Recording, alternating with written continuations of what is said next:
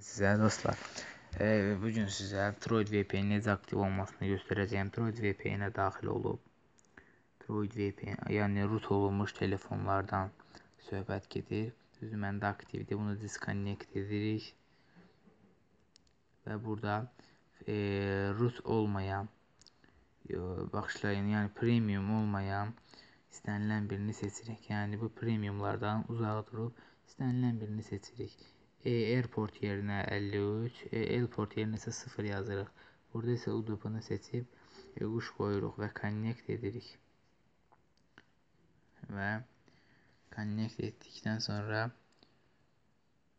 amma yəni balansınız 0 olmalıdır ki, aktiv olsun. Gördüyünüz kimi bağlandı. Mən də Wi-Fi ilə bağlandım. Çünki hal-hazırda balansımda kifayət qədər kontur var. Ona görə istəmədim. Yəni balansınız 0 olduqdan sonra siz root olunmuş telefonda belə şəkildə aktiv edə bilərsiniz. Əgər sizə bunu göstərməkdə köməyim dəydisə, sevinərəm. Bəyənib və abunə olmağınızı xahiş edirəm.